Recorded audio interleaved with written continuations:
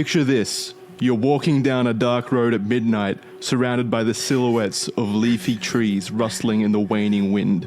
The road ahead is lit only by the full moon above. Why are you walking this road at midnight on your own? That's only for you to know. Suddenly, out of what feels like nowhere, you come to a trestle across a stretch of river. The water is shallow, but in this light, you couldn't possibly tell. The bridge feels like your only way across. You check behind yourself for any trains, not even having ever been aware the small town you're visiting had any rail. You step across, step by step, over the metal tracks, a shiver on your spine as you reach the halfway point. The wind changes and your hair stands on end. Then from behind, seemingly impossibly, you hear the unmistakable bleating of a goat. At any other time, any other location, this would be endearing. Right now, it's terrifying. Too scared to turn around, you keep walking, hopeful that your imagination is playing a cruel trick on your senses. The noise, growing louder, is paired with footsteps now behind you. Or maybe they're your own footsteps you're hearing louder now, as you pick up your pace. Step by step, bleat by bleat, track by track, you push forward across the bridge, knowing that turning around isn't an option anymore. Why is it not an option? It's just it's the sound of a goat. Like, it's not the most horrifying screech. Like, that wouldn't be super uncommon. It would be scary. You'd be scared. You'd be scared. You'd be so scared. If you heard a goat sound, I'd be like, no, it sounds about right. Even turning around and seeing a goat would be terrifying at that point. Eventually, as luck would have it, you make it to the other side. The noise has disappeared, replaced by the sound of silence.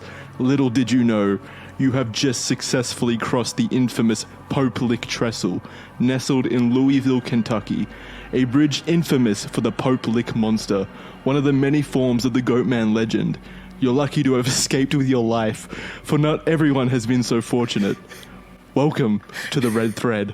In the sun-baked sands of Arizona on a hot day in June, a body is discovered just off a local road, marked with a bullet wound nestled snugly in the back of their head. The victim, a successful local real estate agent by the name of Charles Chuck Morgan.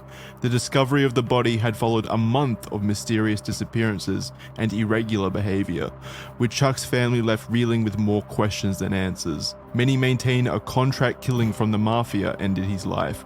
Others assert the theory that loose ends were being tied up on a grand conspiracy that involved the federal and state government, as well as local law enforcement.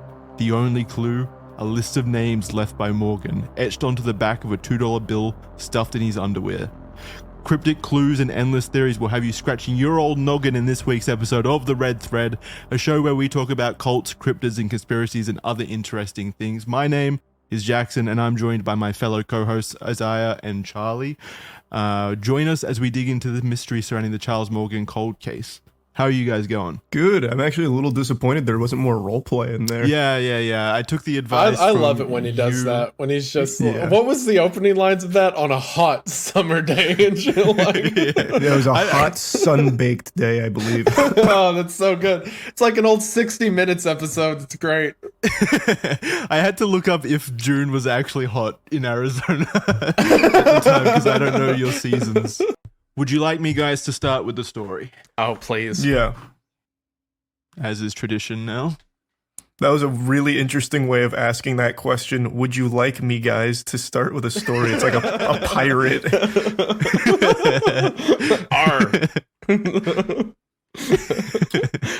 Would you mateys like a tale? How about a shanty? Already fucked it up. Brilliant. No, I would love a story. I'd love a story. Yeah. All right. Dawn breaks on the morning of March 26, 1997. A mansion stands in eerie silence as a pair of San Diego County Sheriff's deputies step from their vehicle. An early chill rolls through the hills as they stand by their vehicle getting ready to execute a routine checkup after having received an anonymous tip. Nothing seemed out of place, nothing out of the ordinary anyway. Just a prank call probably, the deputies thought. Kids love to send them out knocking on doors first thing in the morning. One deputy takes a sip from his coffee while his partner eyes the mansion. It's a grand Spanish-style villa, not exactly uncommon around these parts. They walk up the orange steps to the front door, taking note of the silence as they do so. It's an eerie silence, the kind that reverberates through your very soul. Something just didn't feel right. There's no other way to say it. One deputy knocks on the door while the other peers through a window to the side. No answer. The deputy moves to another window. He calls out to his partner that he thinks he can see a figure laying down on the floor, but they aren't moving. The other deputy pulls at the handle to find it curiously unlocked, and after a slight push, he finds himself in the entryway. The other deputy enters from behind as well. They step timidly into the first room together to find themselves completely startled beyond belief. Multiple bodies arranged with deliberate care lay in repose, dressed identically in black shirts and sweatpants, each wearing a pair of new black and white Nike Decades. Purple shrouds cover their faces ritualistically. One deputy steps outside to call for backup and medical aid, while the other walks from room to room counting the deceased. 39 bodies in total, of various ages and differing sexes.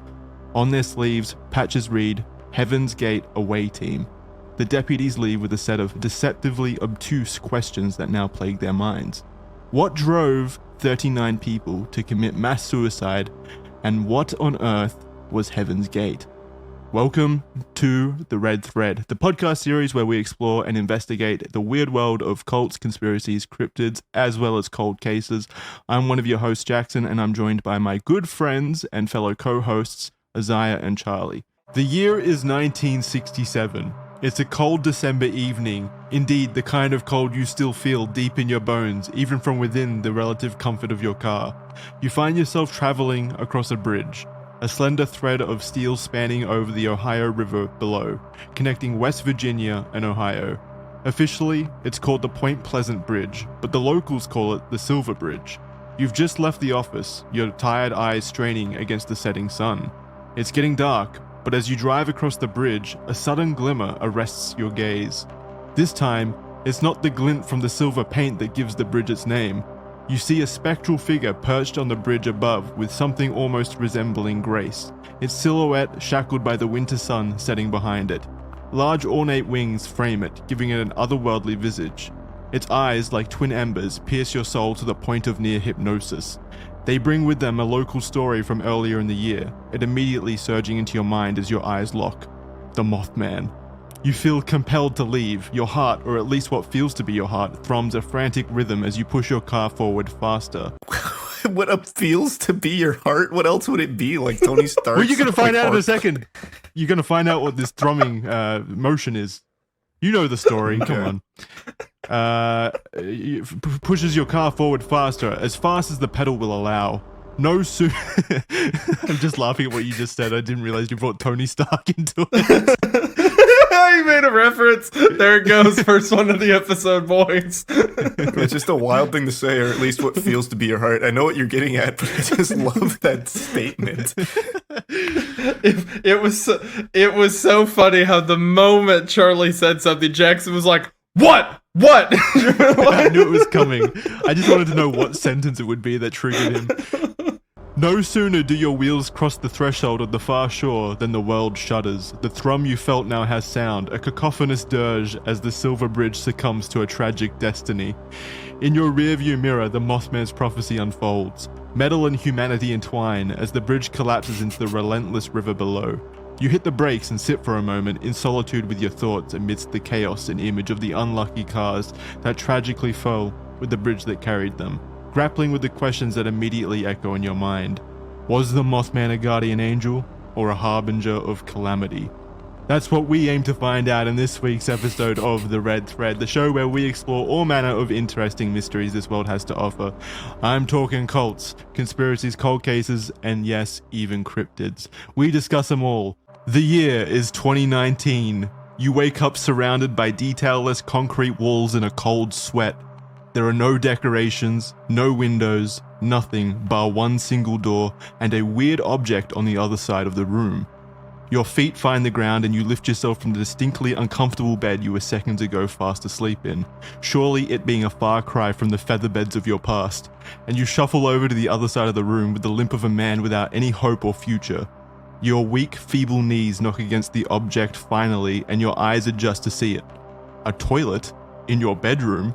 Your eyes look down to see a sight not unfamiliar to anyone who spent time behind bars. A prison toilet. And in the reflection at the bottom of the water, you see a most ghastly sight. Staring back is a man with a face so wickedly evil. Epstein. This is such an incredible creative decision to put the listener in the perspective of Jeffrey Epstein. Wait, hold on. Wait. You wake up as Jeffrey Epstein? Is that what you're... It's like body swap. It's like one of those Nickelodeon movies. Freaky Friday. Yeah, Freaky Friday. You know, I gotta say, when we decided to cover this episode, I had the thought, I'm so scared of what Jackson's gonna do for the story. This isn't as bad as it could have been. So the stories, yeah, exactly. Like the stories are like the last thing I do. I research the case, and then an hour or so before the recording, I sit down and write just shit out the story. Basically, I sat down. I'm like, fuck, what am I going to write? what do I even do here? It's not very fun writing an introduction or a story about Jeffrey Epstein and his whole situation. So you went with a Freaky Friday? Yeah. I pulled out my book of tropes and cliches, and I was like, Freaky Friday, that's it. Oh my gosh. I like that. You wake up, you're Jeffrey Epstein, you're a pedophile, now what? I did like my creative decision of making him look down into the toilet filled with like piss and shit and seeing his own reflection, though. That's how he figures out that he's Epstein.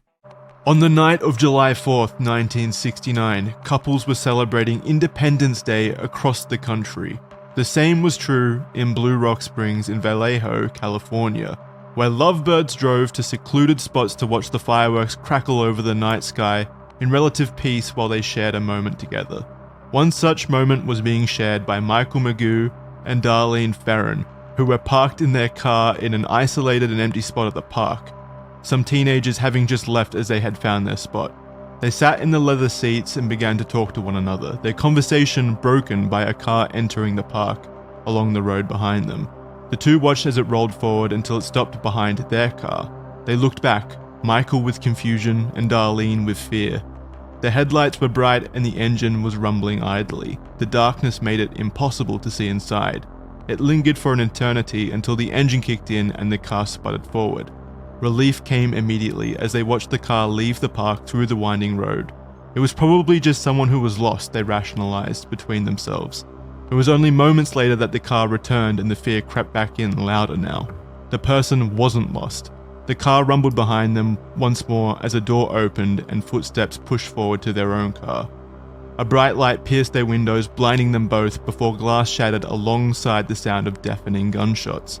The figure, a silhouette beyond the flashlight, fired into the car indiscriminately. As quickly as it started, it was over, and the figure walked to his car and drove calmly away from the scene. The figure would go on to be known by the public as the Zodiac Killer, a figure so enigmatic he still remains a mystery to this day, 50 years later. But this is just one of many stories from the Zodiac's case that we aim to explore in this week's episode of The Red Thread, the show where we cover cold cases, cryptids, conspiracies, and cults.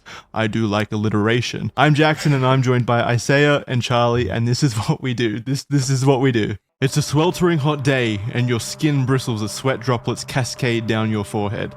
You listlessly pace underneath a tin sheet roof, a feeble attempt to cool yourself down. You think you heard somewhere that moving around instead of standing still creates some kind of cooling effect. You're a mechanic though, not an egghead scientist. Plus, it's the 90s. That theory hasn't been proven yet, and at the end of the day, you're really just a guinea pig desperate to try anything that might beat the heat. Hey, come to think of it, it's probably the metal sheet roof, right? The heat is probably like trapped in the mechanic's shed with you bouncing around from all the vehicle metal and ricocheting off of the enclosed tin roof. Yeah, that probably has something to do with it. I'm sorry, the conversation with yourself is so good. But it's the 90s. I don't know that exists yet. Yeah. This is incredible. Sorry, I didn't mean to break it up. Maybe you should go stand outside instead of walking around inside what is ostensibly at this point an overheating sauna. All of these hypotheticals and scientific questions aren't helping, and now your brain feels like it's overheating. Really, it's pointless daydreaming anyway. In truth, you need to be inside regardless, because you're waiting for the supervisor to approve your work you had just been laboring over for the last 72 hours. A gruff voice breaks your, by this point, played out in a monologue. That's some damn fine work there, son. You're a testament to the Bureau. The immediate relief born naturally from earnest praise cools you off. Maintaining these government vehicles, a lot of which are hand-me-downs from the military, is extraordinarily difficult, especially when they break from the routine inspections and are issued as urgent maintenance checks before critical missions, you know, FBI raids and such. But you're capable. That's what you went to college for, or trade school, or mechanic school, whatever school it is that makes the most sense here. The vehicle you've been working on, an M1A1 Abrams tank, is a rarity though, to be sure. It's a first for you. It took you and your entire team and a correspondence team from the FBI all week to ensure that it's leaving in fighting condition. And hell, by all the mumblings in the break room, it sounds like it's going to need to be in fighting condition. Apparently, it's off the line and headed to a place called Waco in Texas, where a bunch of religious fanatics are holed up in some kind of compound, while the FBI attempts to talk them out. Why the FBI would need a military tank to put a stop to them is beyond you, but apparently negotiations have been faltering for days now, with several Bureau agents already dead in the initial raid. Clearly, the strategic excellence and negotiating abilities of the FBI is just beyond your comprehension. After all, you never went to negotiating school. You're just the best goddamn mechanic the FBI has ever seen. Welcome to the Red Thread. That was an adventure. I had no idea how that would tie into Waco at any point in time. I felt like we had just gone on a side quest. Yeah. That was so good. Bro, I knew exactly what the episode was about, and I had no idea where it was going. That was so good. Neither did I, trust me. A cold wind runs down the nape of your neck. The chill of the frost snakes around every inch of your body. A force that feels more malevolent with every step you take forward through the blinding white forest. The snow had been relentless for a week now, with it starting earlier in the season than normal. You can't remember which day it was when you were split from the group you had come with, or how long you had been sheltering in the cave from the blizzard.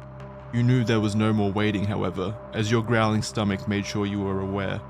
You needed to find someone, anything, and you needed to find them now. You walk for hours, but every step feels like a day. The cold saps at your energy, making each movement feel as if it were a Herculean effort. It's at the moment you almost feel like dropping and giving into death that you spot something. A small camp comes into view, with a sputtering fire and a single tent standing against the towering trees around it. Using the last of your energy, you crawl into the warm embrace and take a minute to soak up the heat before opening the tent. Your eyes adjust to the dark, but your brain can't comprehend the scene. Human body parts, flesh, and a pot of grease and fat, and a figure more beast than man sat gnawing at a bone. Its gaunt figure shifts as it quickly glances up at you, grey leathery skin and red eyes piercing through the dark. The details on its face contort as little bits of grease and fat dribble down its sickly chin. You try to step back, hoping to escape the nightmare and return to the blistering cold outside, but the figure is quick. Within but a moment, it is tearing at your body with frenzied claws, and in your last moments, you notice the patch on its jacket matches that of the hiking group you had set out with just a long week ago. That, my boys, was the Wendigo, and this is the Red Thread. Welcome to this episode. You're soaring through the air in a Boeing 747. It's a magnificent piece of machinery. 4 General Electric Gen X 2B67 turbofan engines hang under the wings, roaring as they propel the plane through its descent. You sit in economy, which honestly isn't that bad in this ultra-wide jet. It's still economy, don't get me wrong, but the legroom and the space in comparison to a 737 or even a modern 787 is an appreciated difference. Did the Boeing pay you off? What the heck? Yeah, this is a glowing review of the new ultra wide. It's not, 747s are super old, man. I prefer Airbus, by the way. If any Boeing fans are out there, I do prefer Airbus. This is unsponsored. You look up from your book that you're reading, just some non-fiction junk about some ridiculous conspiracy that you had picked up from the departing airport. You thought it would make the trip quicker. An audible ping is heard from the intercom PA system. Ladies and gentlemen, we have begun our descent into Denver. Please turn off all portable electronic devices and stow them until we have arrived at the gate. In preparation for landing in Denver, be certain your seat back is straight up and your seatbelt is fastened. You look out the window to see the jet descend through the cloud layer. Below, Denver International Airport, designation KDEN, sits. Technically the largest airport in the United States, as well as the second largest in the entire world. Wait, why do you know that? You look down at the book and flip open the pages again. The words scream out at you. Denver International Airport. My God.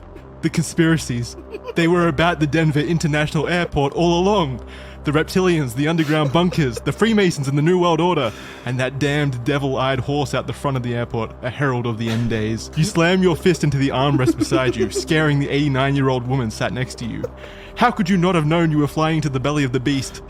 That's because I needed to write an introduction story for this case, and there was literally nothing else.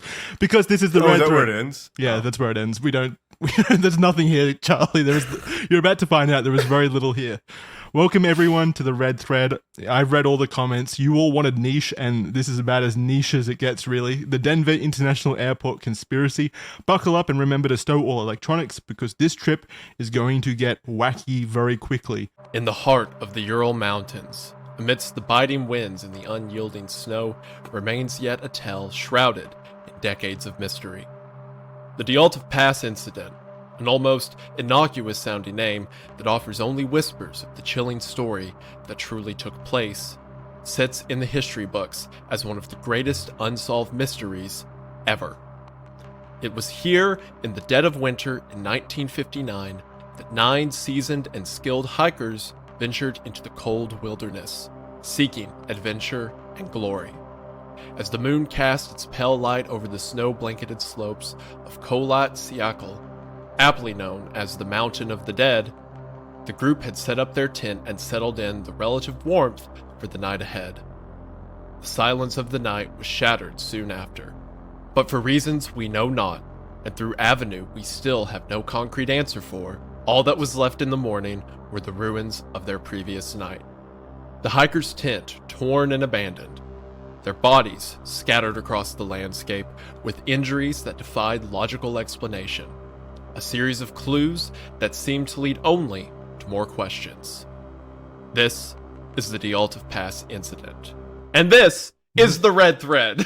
Ooh, yeah. I love that Yeah. part. I love that Sick. part, like where you finally get to say, this is the red thread. That's my favorite part of Feels these good. stories. I feel powerful Yeah. now. I'm ready to punch something. This is the great red thread. No, that's definitely not it, because the next line is, my name is Jackson. Where's your story? I don't see it Above here. it. The highlight Oh. part above it. Yeah. There This it is. place. Okay. You're sitting in a small, confined seat, cramped. The air is dry. Your neck aches. Each vibration that runs through the seat reminds you of your innate misery. A person behind you sputters out a raspy, rattling cough. A baby cries loudly somewhere in the distance, and you feel pity for the people closer to the unending noise.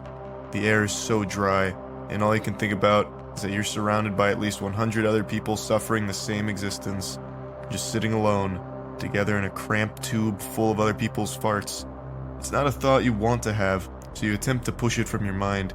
Your seatmate nudges you, not with intent, but with the careless shuffling of a person similarly stuck in a cramped seat. Your other seatmate, an elderly old man, snores. A friendly but overworked voice seizes your attention. Would you care for a drink? What are the options? Well, we have lukewarm water or deflated soda. I guess I'll have the soda. That'll be $7.99, hun. Never mind. I'll just take the water. She hands you the water in a small plastic cup. You can't help but think about how man's greatest and arguably most impressive invention has fallen victim to the throes of capitalistic greed. Here you are in the sky, hurtling at speeds and heights that would literally be inconceivable to a medieval farmer, and all you can think about is how unpleasant the experience is. Desperate for some form of mental relief, you come across one such saving grace. It could be worse. You could be flying in a Boeing. Relief washes over you, knowing that, as unenjoyable the experience may be, at least you're safe. Oh my god. And this is the red thread. Welcome, everyone. Charlie, good job. That was a fantastic reading. You did great there. You're a young boy, around 12 years old. The room is dark. It's beyond your bedtime, yet you are still awake. A laptop sits in front of you, idle and bright. You stare with intent at the words on the screen. Words of a faceless being with limbs that escape the normal understanding of human physiology flame your imagination and hold your attention. You find yourself jumping from post to post to post, entranced by the messages and stories of this so-called Slenderman. Pictures of the figure start to filter through, and with bated breath and curiosity, you analyze each image with not an inch of the scrutiny and logical deduction that an older and more disillusioned person may have. Where one may have scoffed and laughed away at the images, you sit pondering about the veracity. Why couldn't it be real? Why were you almost hoping they were real? A creaking noise snaps at your attention and your eyes dart from the computer to the bedroom door. A tiny pitter-patter of something beyond seeps under the frame, but then evaporates into silence. You stare, waiting for the sound to return, not realizing you've been holding your breath the entire time, but the sound never does. After a while, you feel safe enough to return your attention to the forums where, for all intents and purposes, the Slenderman actually does exist. You open Notepad and begin a script, and within an hour, your imagination, your excitement, and your fascination has led to a video. Your name is Jackson Clark, and you hit publish on your first ever YouTube upload. Myth Information Slenderman, fuck yeah. That was my first video, baby. Welcome to the Red Thread. My name is Jackson Clark. It's a brisk morning in Los Angeles. It couldn't be later than 8 a.m. when your Hummer pulls up to the recording studio. You step out, and your personal assistant and security ushers you past the cameras that shine like stars, and they glide you through the door. You're used to this now. In fact, you've been used to this for decades. That's how long you've been in the biz, how long you've been at this level. You're here to record some new backing tracks for your new album. You feel a bit tired, to be honest. It's been a long few weeks. People saying stuff about you online. It's gotten in your head a bit. Even at this level, that happens. Words still affect you. You're a consummate professional though. You have to push it from your mind. You step into the booth, and the sound technicians and producers from the other side of the double-layer glass give the thumbs up. The whole process only takes a couple of minutes. That's how good you are. A single take. You head into where all the producers are sitting and plop into one of those really comfortable leather lounges. Words of amazement fill your ears. Just the usual. A bunch of yes men telling you just how incredible that track was and how the fans are going to go crazy when they hear it. It's all just noise at this point. You're used to it. The endless compliments fade quickly, and your attention fixates on the television in the studio. Someone's house is getting raided. The house. It looks familiar. Suddenly fear and pain grips your heart. You fall to your knees. Why, Diddy? Why? Your name is Eminem, and this is the Red Thread. Welcome to this week's episode. That's another beautiful twist. Oh, what a banger! Let's go, we're so back. You're crammed like a sardine into a dark and dreary place, like a Pringle stuffed deep down into a long-forgotten Pringle can. Dust covers every surface around you. You can't see a thing. Perhaps you never could. You know not how long you've been like this. You may never know for sure. All you know is that what feels like an eternity ago, you are in a place of resplendent beauty and sophistication, and now you are in the pits of hell by comparison. How did it end up this way? You churn over the cyclical thoughts that plague you incessantly. They hound you to no end. To be honest, that may in earnest be the gravest of all insults to have befallen you in this accursed place. It's that simple understanding and resentment born from the unjust nature of the situation itself. You had so much beauty to show the world. So much history was etched across your skin in your old age. Delicate hands caressed you once upon a time. You yearn for any touch now. So much you could have given to so many people if not for the greed of man. Now there's no guarantee that you'll ever be seen by anyone's eyes ever again. You are The Storm on the Sea of Galilee by Rembrandt. You've just been stolen from the Isabella Stewart Gardner Museum in Boston, and you're currently imprisoned in a metal tube, and this is the Red Thread. I'm your host, Jackson. I'm joined today by career criminal Isaiah and modern art appreciator Charlie. He's here too. So, everyone in the audience, Red Thread audience, I didn't want to write an intro story this week because, quite frankly, I'm a bit tired of coming up with ways of figuring out ways to trick the audience into transporting themselves into the point of view of terrible people. And this case is full of terrible people, just beyond the person in the title. It's just full of really awful people. But I still needed some kind of dramatic intro to introduce everyone to the episode of the show, since this has become a bit of a mainstay of the series, a staple, if you will. So I did what everyone else does in these sorts of situations in 2024 when deadlines are approaching very quickly and you can't find the energy to come up with, a creative solution. I turned to ChatGPT. So let's find out how ChatGPT would introduce an episode of Red Thread. Picture this. A courtroom where the drama is so intense it makes reality TV look like a snooze fest. We're talking about a case that had more drama than a telenovela marathon and more twists than a pretzel factory on a roller coaster. Oh my god, wait, that's fire. Whoa. Oh god. Welcome, dear listeners, to the wacky world of the trial that had us all scratching our heads and wondering if we'd accidentally tuned into a comedy sketch. In this episode, we're strapping ourselves in for a joyride through the O.J. Simpson trial, where the only thing more shocking than the evidence was the sheer absurdity of it all. From the iconic glove debacle that had us all channeling our inner fashion critics, to the slow-speed Bronco chase that had us wondering if we'd stumbled into a bizarre episode of Cops, we're dissecting the moments that had us simultaneously gasping for breath and doubling over with laughter. So, what the fuck is why is ChatGPT find this so funny? So grab your legal pads. Doubling over with laughter. It's such a funny case. Yeah, What the ChatGPT loves it. It's one of his favorites. So, grab your legal pads and your sense of humor, because this trial is about to get litigious in the most hilarious, unpredictable way possible. Man, ChatGPT must have really busted a gut laughing at the OJ trial. I don't think ChatGPT was even aware of the crimes. It was just found the whole thing funny. Revolution grips the country and a fervent fever runs deep across the faces of the soldiers at Fort Lee. It had been a disastrous few days for the Continental Army, with Fort Washington now being held in the grip of the British. Yucky. Word had spread quickly that it wouldn't be long now before the same fate would befall Fort Lee, only a stone's throw from New York itself. A chill iced the faces of the young men hunkering in the barracks, a collective of over 2,000 with not a single one having the guarantee that tomorrow would ever come for any of them. They knew the numbers. The Royal Navy had over 5,000 men on the march, likely a conservative estimate after their previous victories. Mutterings from the officers' tables betrayed any semblance of eternal confidence. Fort Lee may as well be flying the British red ensign tonight, lest the inevitable be delayed any longer. A young lad stirred, standing from the oak bench he was previously seated at, feeling the need to relieve himself. He did not want to perish with a full bladder after all.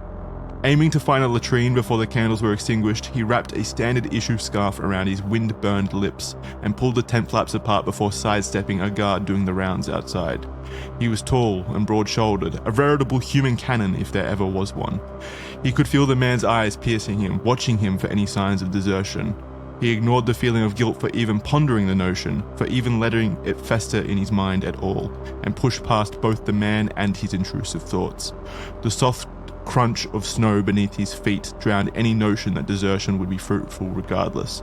He didn't have the supplies to survive outside the fort. He would either die frozen wandering in the snow, or he would die an American. A patriotic end sounded more palatable for some reason. At least he would die with purpose. I'm the latrine. He trudged past the palisade, a wooden fence, to where the latrines were located. He passed a few other lads with equally solemn-looking faces. He didn't know them, not even remotely, but he knew just from a brief glance that they were all truly in a unified state tonight. Not simply only in ideals, but in their shared fate. He arrived at the pit and troubled himself for an instinctual deep sigh at the sight. The air stung as he exhaled. The latrine itself was a long horizontal pit, located a distance from the camp so that it wouldn't be an affront to the senses for those inside the walls. He noted, as he squatted over the line, that he was the only one here. The privacy was uncommon but highly appreciated. In truth, he couldn't remember the last time he had been so alone, and yet he could still feel those eyes piercing him. Maybe not the same eyes as those belonging to the guard who he had pushed past moments ago, but the notion was the same. It still felt like he was being watched, analyzed. Someone or something was sizing him up. The thought made the hair on his neck stand on end. His eyes darted around the perimeter of the palisade, the walls separating the latrine area from the rest of the camp. There were no guards adorning the entrances, not a single soul. Why couldn't he escape this feeling? He could feel his heart beating like a war drum, thumping relentlessly against his ribcage. It drowned out all of his other senses like a thick, oily deluge over the water. He looked for any indication of where this anxiety was stemming from. It should be common sense, his brain barked. He was in his most vulnerable state, his pants coiled around his ankles as he bared himself over the pit, while he was attacked by the cold and the dark. He couldn't have made himself a more perfect target if he tried. There was no calm to be found here in a place like this. It was simply the appropriate and only response, and yet still his mind had expected his eyes to spot the white cross and red coats of the British everywhere they looked. A surprise attack, an act of sabotage, a direct assassination attempt on Washington before the sun broke, any option wouldn't preclude him from being stabbed by a bayonet over this damn latrine. His ears joined the party now as he heard the crunch of snow from behind him. He hadn't taken a step. He had not moved an inch. He knew for a fact that no one had been here. Still, when he arrived and he hadn't seen a soul enter the area since he had submitted into his squat. He dared not turn around as fear gripped every inch of his body so tight and so fiercely that movement seemed impossible, and his pants strangled his ankles so much so that any movement was precarious regardless. The crunching snow, louder and louder still, left no room for doubt. There was something behind him, some indeterminable question mark inching closer and closer. Is this how he would die?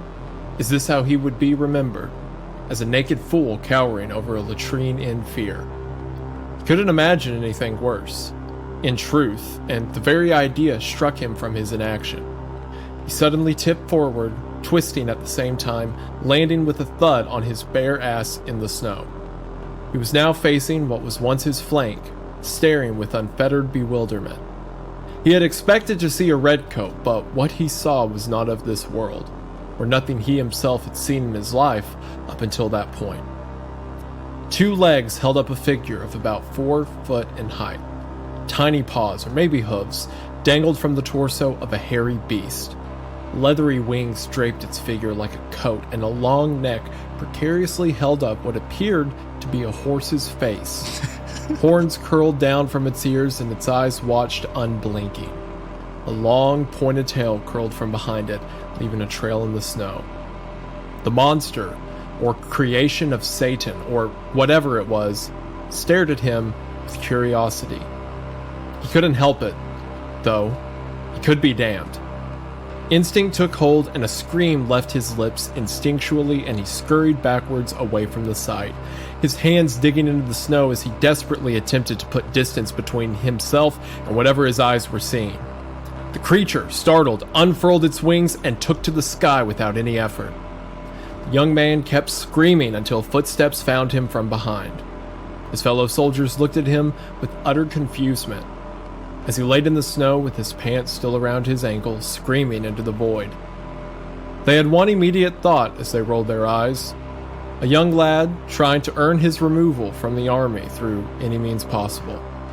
Scholars now know what actually happened, however.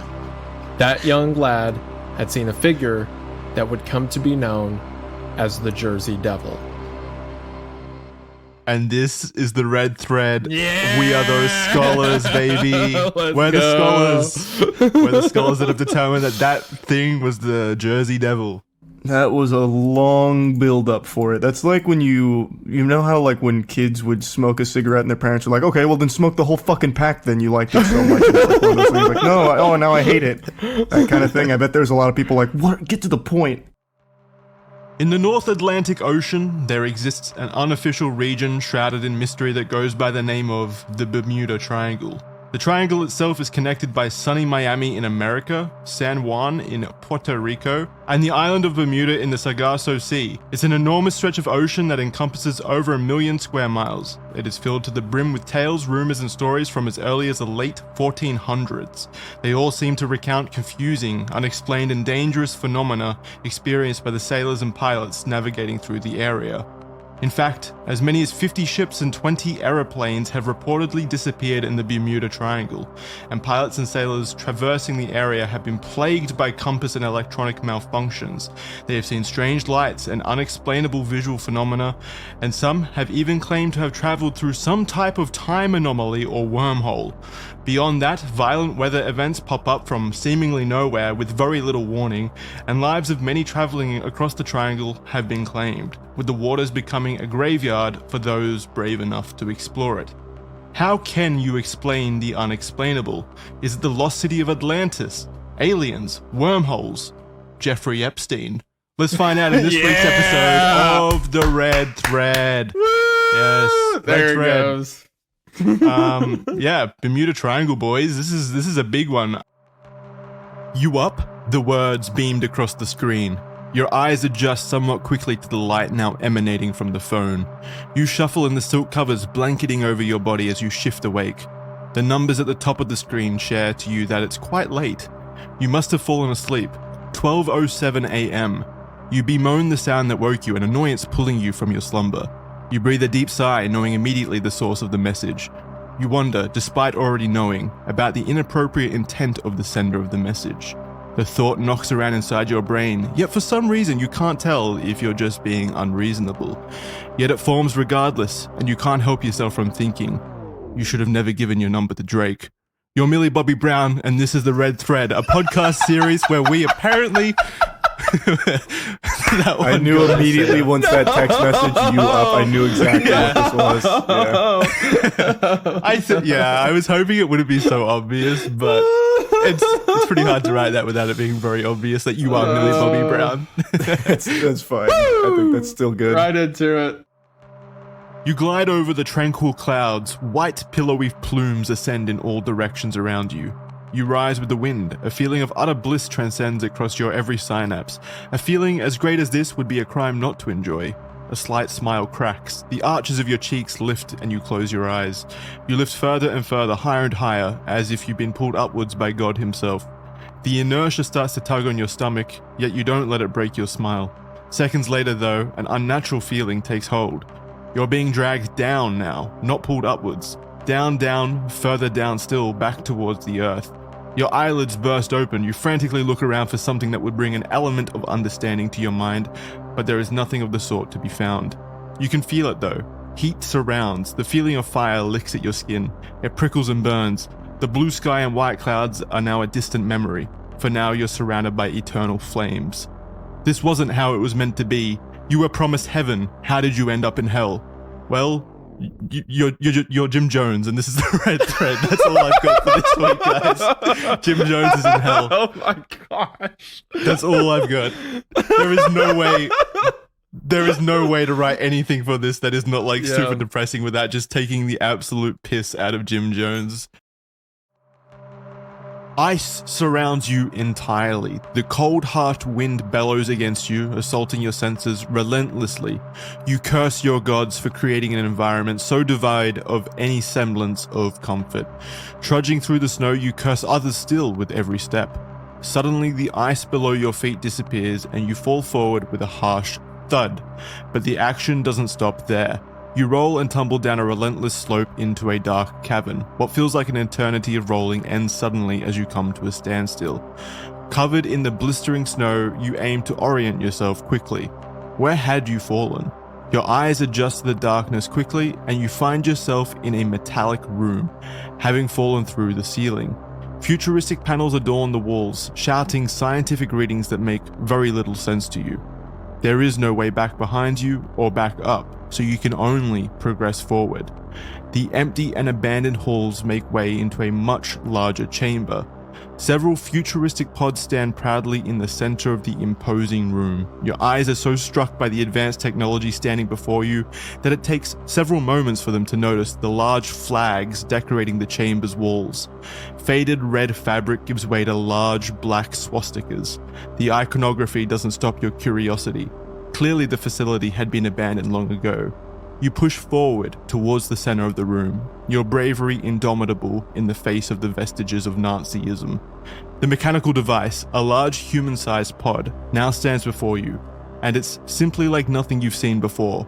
Large tubes extend out from beyond the central mechanism like tentacles from a metallic octopus. There is a large window on the main canister, frosted over from the cold.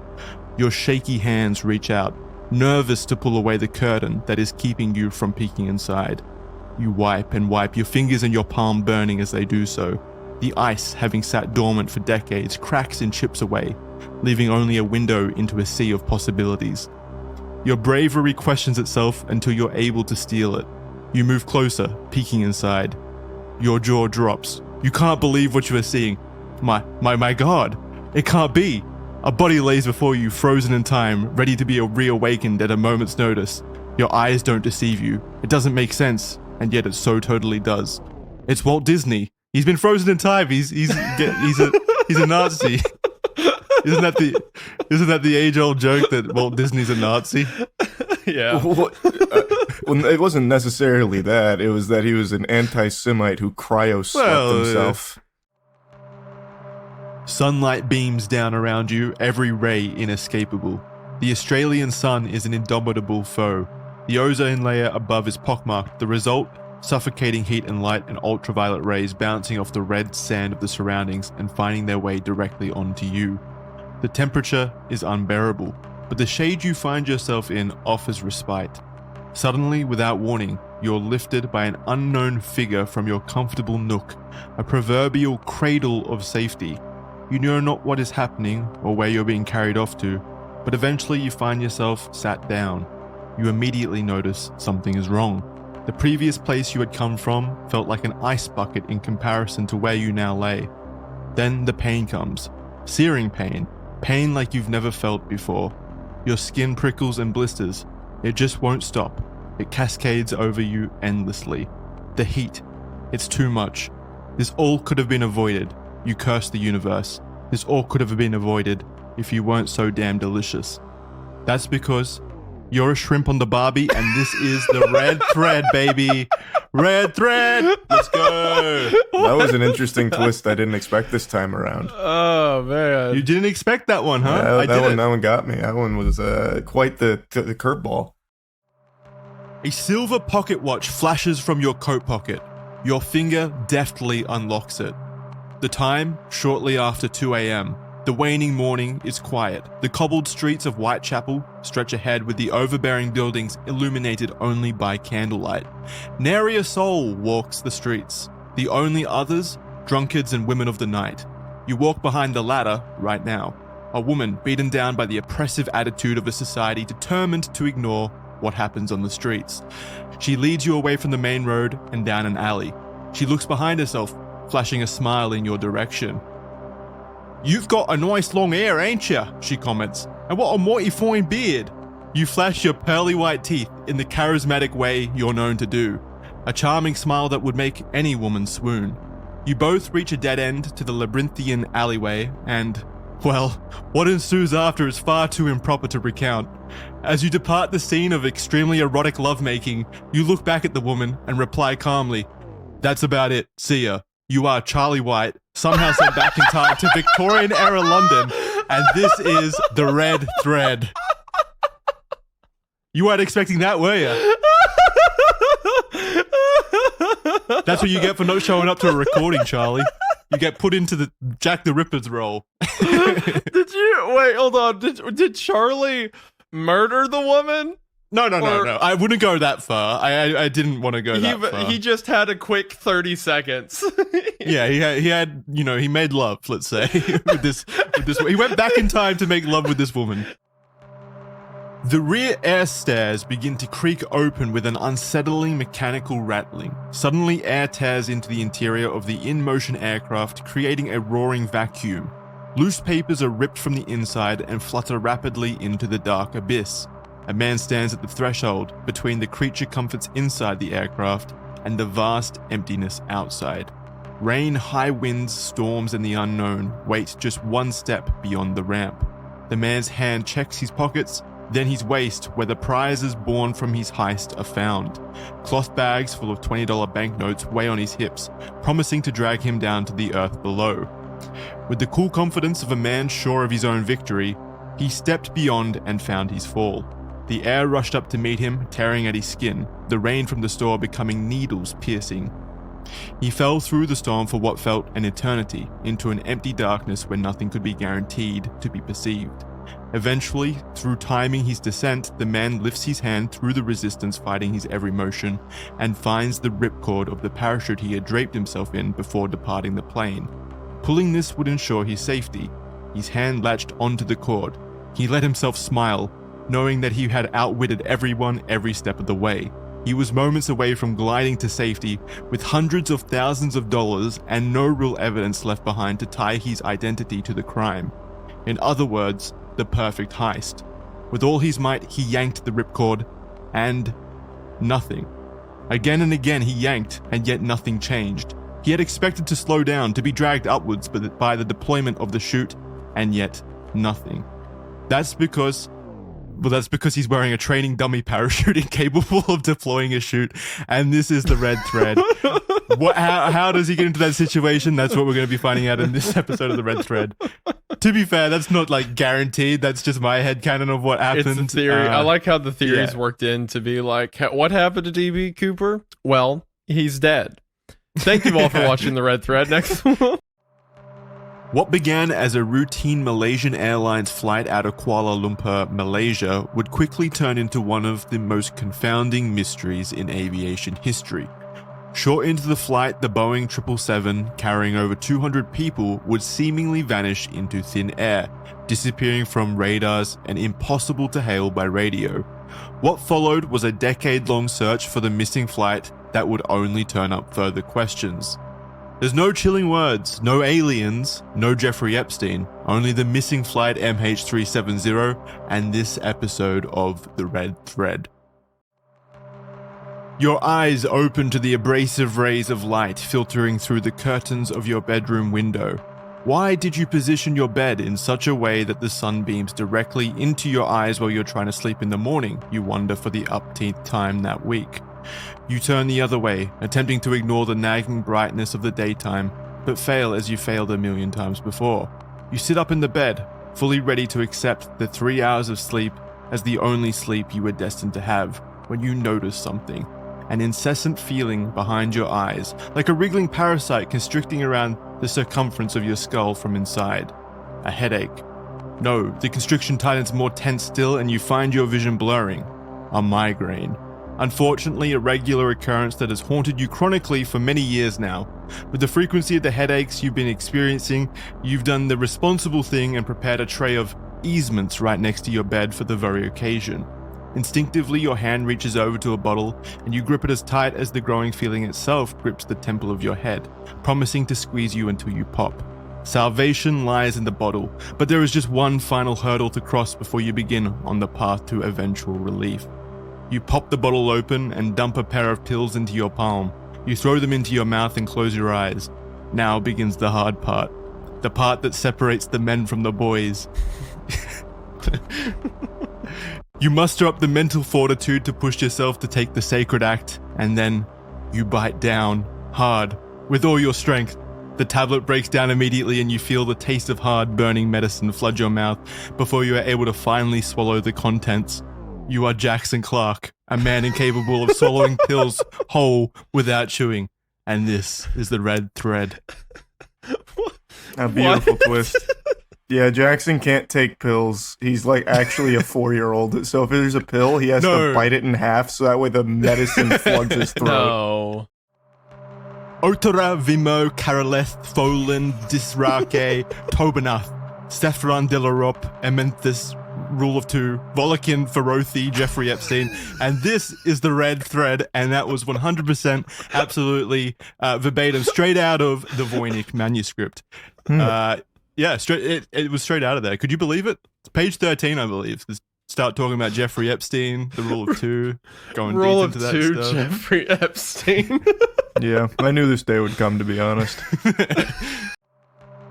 The year was 2004, and people around the world were eagerly awaiting the launch of Halo 2, the follow-up to Halo Combat Evolved, one of the best first-person shooters, nay, one of the best video games of all time. In the lead-up to the launch, fans online came across a seemingly innocuous website reference on the developer's website, ilovebees.com.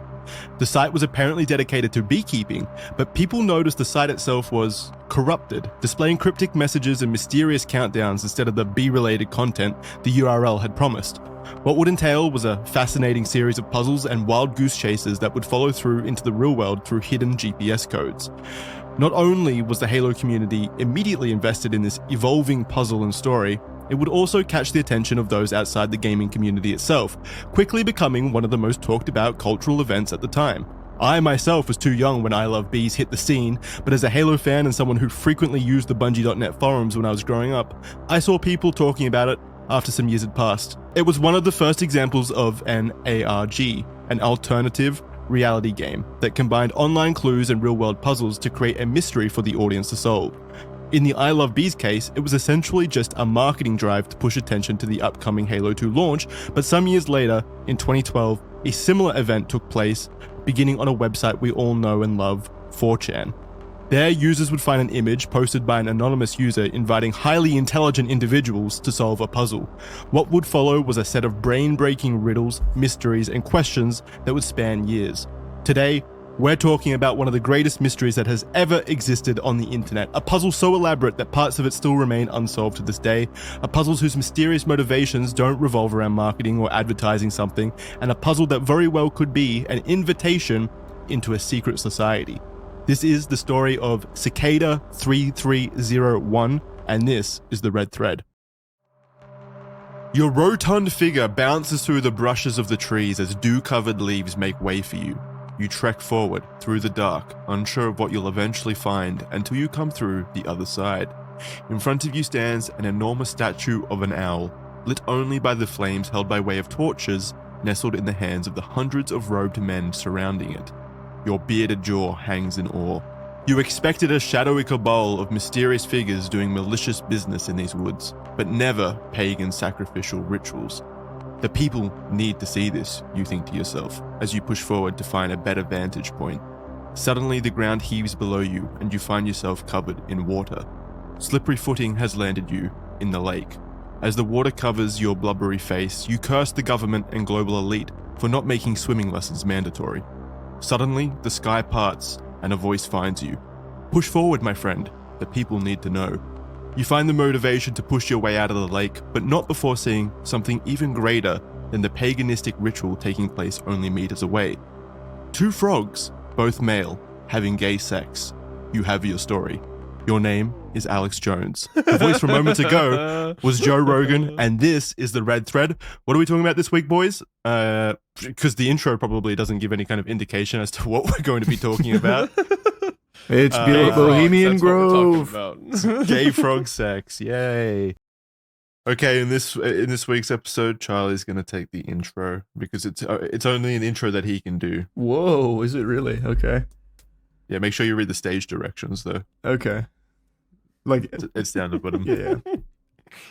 To do it, so I need to do the stage directions for sure. Yeah, you need to. Okay. It would only make sense that way. This really feels like a cop-out where you wrote an intro that you don't do in the stupidest way you've done so far.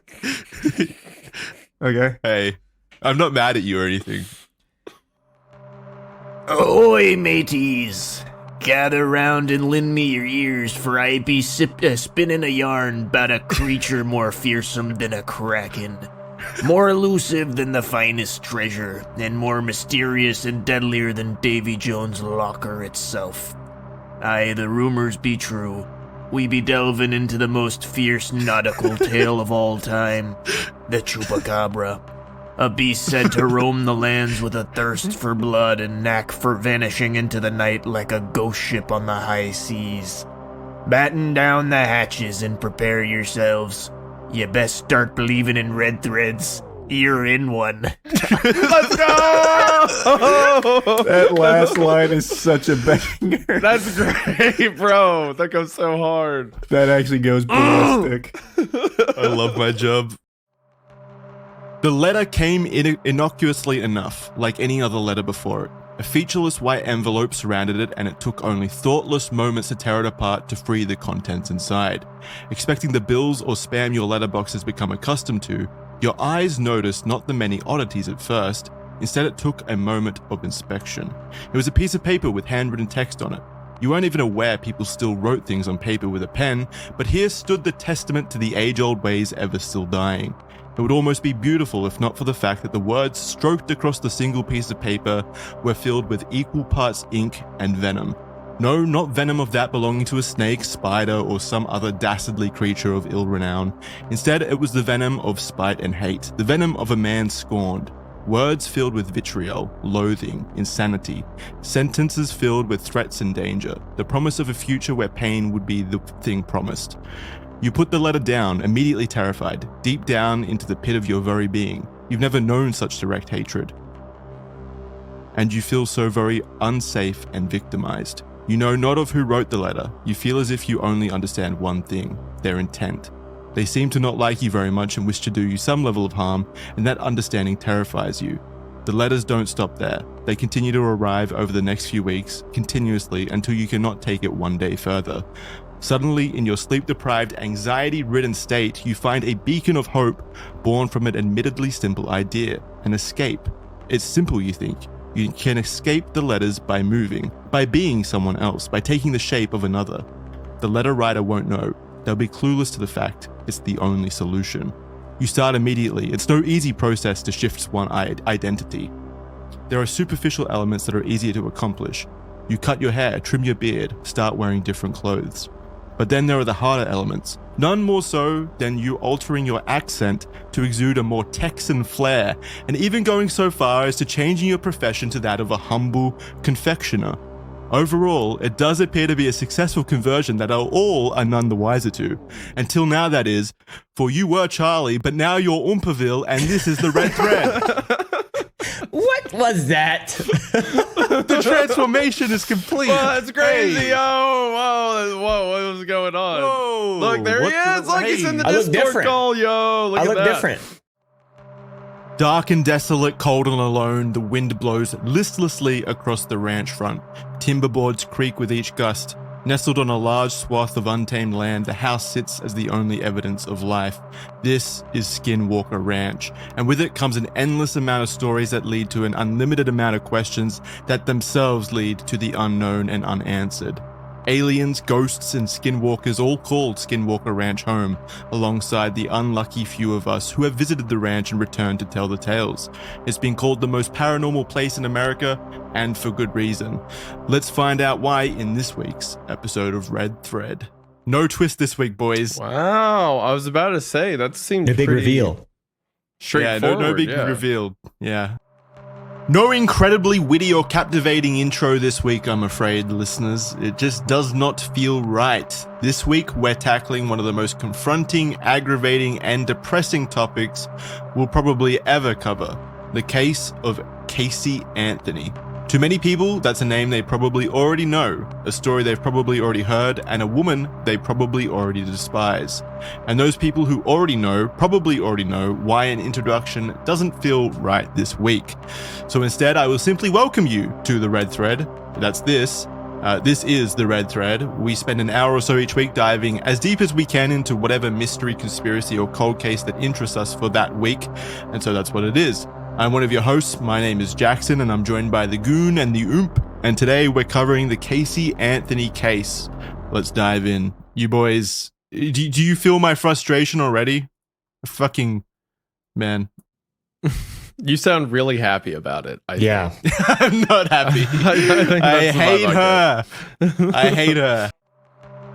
You lay atop a bolted sheet metal roof under the cold light of the moon. You can't quite make out the moon as it drifts in the endless bounds of space just beyond the smog-covered sky you find yourself under.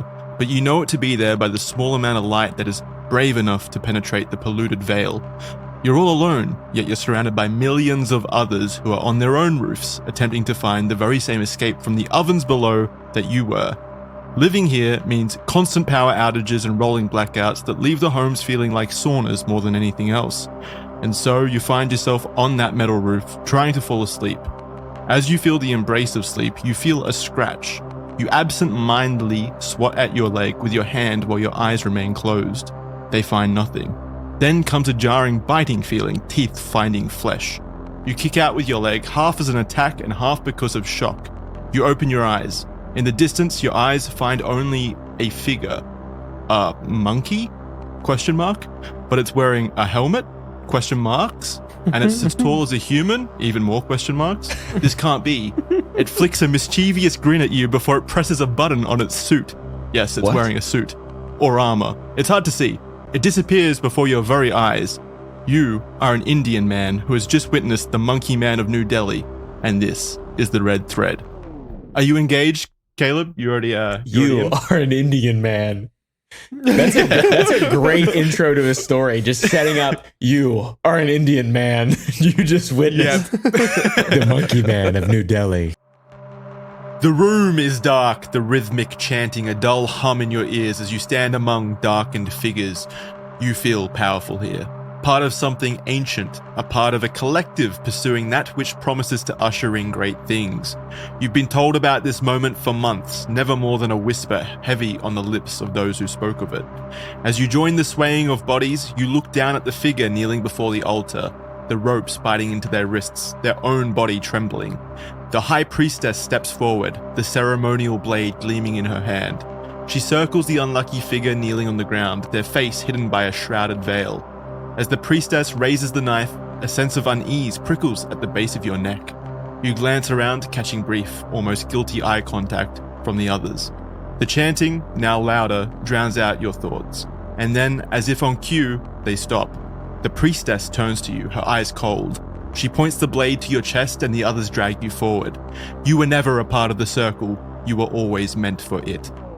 And by it, I mean the Red Thread. Hey, I'm Jackson. Nice to have you here. No sacrifices or anything. I was about to compliment the writing choice on that line, but it was a Red Thread pun, so I take it back. I'm not gonna The cabin lights dim, and the low mechanical hum of the engine feels too loud, too close as you grip the worn-away armrests. The seatbelt digs into your waist, your heart racing, pulse thudding in your ears. Every movement around you is amplified. The overhead bins knocking around, the flight attendant's forced smiles, the man in the aisle seat shifting around nervously. You notice another man across the aisle who shifts in his seat, muttering under his breath. His eyes keep darting to the front of the plane where the flight attendants are busy with their cards. Every few minutes, he checks his watch, fidgeting more with each glance. Your heart pounds harder, the nagging feeling born in your gut growing stronger with every racing, anxious thought your mind can conjure. Something's not right, you know it. You feel it in the pit of your stomach like a lead weight. The plane suddenly jolts forward. Your heart feels near to cardiac arrest until the voice of the captain declares a safe landing. You look outside the window to see you're taxiing off the runway.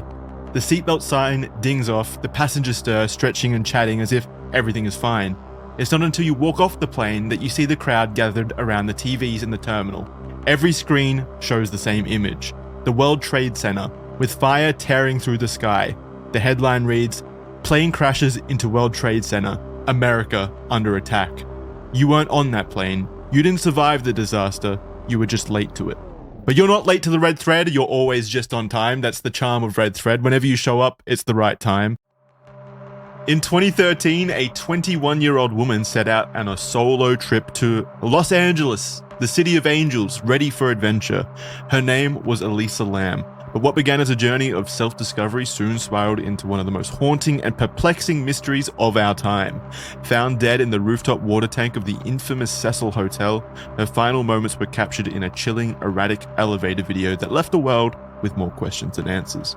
Was it a tragic accident or something more sinister? Maybe something supernatural related, or maybe a government conspiracy? Let's find out today in this episode of Red Thread. Hello, guys. I'm scared, bro. You scared me. The truck rattled down the dusty road. You'd heard the whispers. This place, the Hill, offered escape from a corrupt world. A strict community where followers found purpose and where others found meaning. Like an army of ants rushing forward as one. Some called it a refuge for the lost. Others spoke of the leader's ability to cleanse the dirt from souls themselves. Arriving at the secluded outpost, you're guided into a dimly lit building. The air is noticeably thick with incense, chants low and rhythmic. It felt ritualistic, like a place heavy with secrets. A robed figure hands you a bitter drink. This will purify you, they say with a low growl. You drink, feeling the room pulse, the energy rising. But then everything changes in an instant. The quiet chanting shifts to a pounding bass. The The robes vanish, replaced by leather and sequins. You blink in confusion as people dance around you, laughing and smearing themselves with copious amounts of baby oil. So much baby oil, you begin to wonder if perhaps there was an unlimited supply somewhere nearby.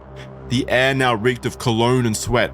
A voice boomed from the back of the room. There, in the middle of the chaos, sits a man on a large white couch, laughing maniacally. P. Diddy. A neon sign above him flashes, "Welcome to the Freak-Off."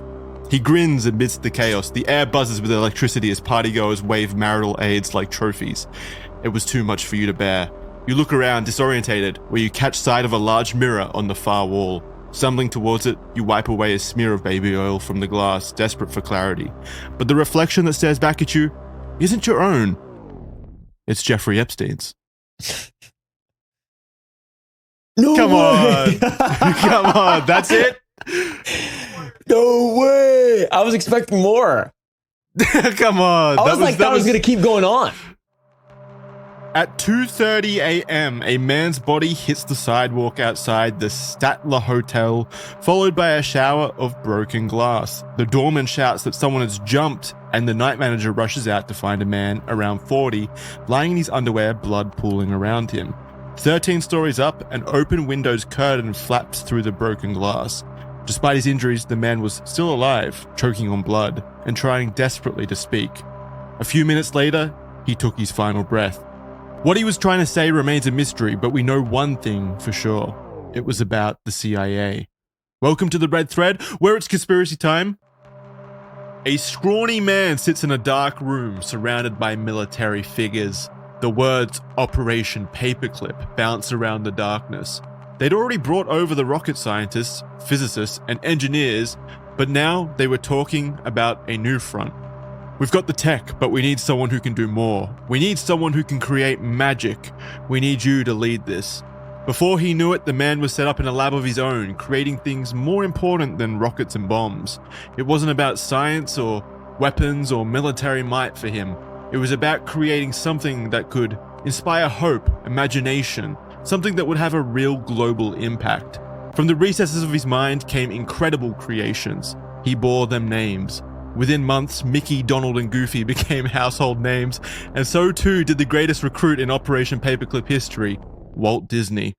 I'm pretty sure that's how that went down, right? That's how Walt Disney founded Disney. Yeah. Yeah, I'm pretty sure you got that's- it, bud. Yeah. Anyway, it's Red Thread. How's it going? The room was cold, sterile, its white walls reflecting the harsh flicker of fluorescent lights overhead. A heavy scent of chemicals lingered in the air, and the distant hum of machines reverberated through the stillness.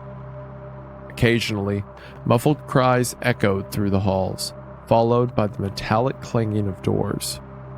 The others, those taken before, always returned different. Their eyes wide, empty, haunted by things they can never comprehend. Some never returned at all. The white-coated figures who moved in and out spoke in clipped tones, their faces always obscured by masks, their hands gloved and attached. When they came for you, it was no different. The cold bite of the needle brought a floating numbness, and the world became a blur of sterile hallways and glass walls. Beyond those walls, others like yourself lay still on metal tables. Words floated through the air. FMD strain, trial, resistance, spoken by the faceless figures who hovered. It wasn't until a fleeting glance at the reflection of a glass window, hooves tapping softly on the ground, a thick coat of fur, wide, unblinking eyes. The horrors, the cages, the experiments, everything made sense. This was far from human. You were just cattle. You were just another subject at Plum Island. Whoa! That was really good. I was like good. that. That was That was stellar. good. That was Hey, good. That was good all thank around. you.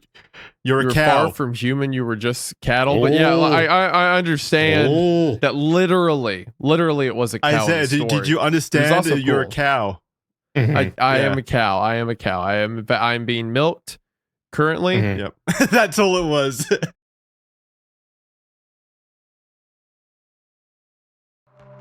The cockpit was drenched in darkness. Only dim dials flickered faintly as the Pacific stretched into a soundless abyss below. Amelia's knuckles turned white as she gripped the controls, her calls to the outside world lost in the static's maddening hiss. The body beside her, her co-pilot, had been knocked out from the turbulence. The fog rose from the ocean, cold tendrils wrapping around the aircraft, as she squinted desperately into the outside world. Her altimeter spun wildly, and she felt a foregone truth settle in. She was being pulled into the darkness, trapped between worlds, claimed by the endless sky and sea. Well, that's what the so-called experts would have you believe. But no, that's not what happened to Amelia Earhart. Just a simple crash into the ocean. Yeah, right. We've heard it all before, experts. Your lies won't work here because this is the red thread after all, and we're going to get to the bottom of this, Caleb. We're going to find out what happened to Amelia Earhart. We're going to interview the coconut crab who devoured her bones those many years ago, or whatever theory you were talking about before we hit record. She deserved it. Oh, geez, you're coming out strong.